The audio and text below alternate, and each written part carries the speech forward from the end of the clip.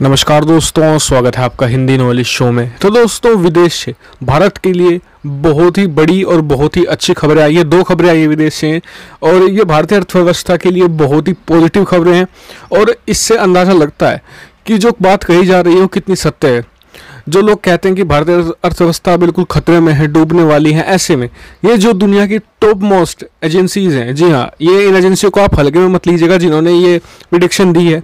वे एजेंसियाँ ऐसी हैं कि दुनिया भर के तमाम इन्वेस्टर, तमाम कंपनियां अगर किसी देश में मतलब कि इन्वेस्ट करना चाहते हैं या अपनी फैक्ट्री वगैरह लगाना चाहते हैं तो वो इन्हीं एजेंसियों की जो मूल्यांकन होता है, किसी देश के बारे में जो मूल्यांकन करती है, रेटिंग देती हैं, उसी आधार पर अपना पैसा उस देश में लगाती हैं, अपना इंफ्रास्ट्रक्चर खड़ा करती है अब उसी देश में। और भारत के लिए जो प्रेडिक्शन इन्होंने दी है वो खुश करने वाली है और बहुत ही ज़्यादा उत्साहवर्धक है। और इससे यही साफ पता चलता है कि कोरोना वायरस का भारत पर जो इफेक्ट है वो बहुत ही शॉर्ट टर्म के लिए है, बहुत ही थोड़े समय के लिए, और आगे आने वाले समय में भारत बहुत तेज़ी से आगे बढ़ेगा। तो चलिए दोस्तों, वीडियो को शुरू कर लेते हैं, जान लेते हैं कि क्या है खबर। पहली खबर आ रही है फिच रेटिंग की तरफ से।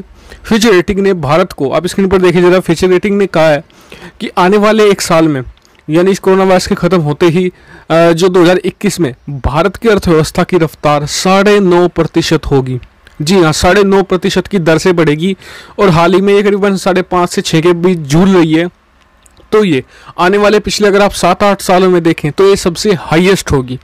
और इतना ही नहीं, एक और एजेंसी है जिसका नाम है S&P, जी हाँ, स्टैंडर्ड एंड पुअर, ये भी बहुत बड़ी एजेंसी है और इसने अंदाज़ा लगाया, फिलहाल अभी के लिए इसने भारतीय अर्थव्यवस्था को कहा कि भारतीय अर्थव्यवस्था में कोई भी मतलब कि ऐसा लूप होल नहीं है। भारतीय अर्थव्यवस्था बहुत ही स्टेबल है और कोई भी इशू नहीं है। सिर्फ कोरोना वायरस की वजह से थोड़ी बहुत ही ऊपर नीचे जरूर हो सकती है, लेकिन बहुत ही स्टेबल अर्थव्यवस्थाओं में भारत की अर्थव्यवस्था को रखा हुआ है।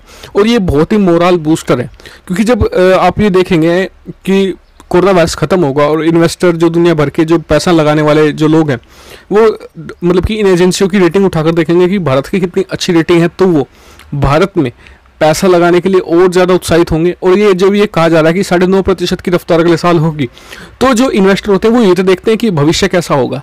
तो भविष्य का प्रेडिक्शन भारत के लिए बहुत सही है, लेकिन कुछ चीज़ें और भी कही गई हैं एजेंसियों के जरिए। जैसे कि फिच ने कहा है कि 9.5% की रफ्तार तो बढ़ेगी, लेकिन सरकार का रुख भी बहुत महत्वपूर्ण होगा। अगर सरकार यहाँ पर ढीली रहती है और सही समय पर कदम नहीं उठाती तो ये रेटिंग कम भी आ सकती है।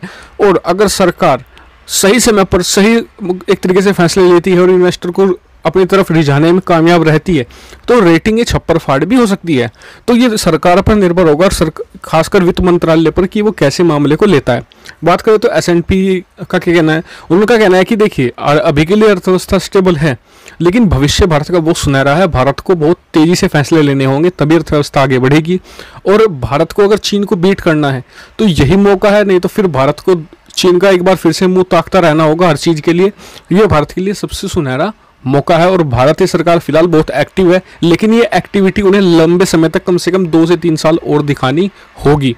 तो ये एक अच्छी खबर है। इस पर आपका क्या कहना है कमेंट करके जरूर बताएगा। साथ ही चैनल को सब्सक्राइब करना मत भूलिए, ऐसे ही बहुत ही ज़्यादा मतलब कि ज्ञानवर्धक डिफेंस, फॉरेन पॉलिसी और फाइनेंस रिलेटेड वीडियो के लिए। Thank you for watching video.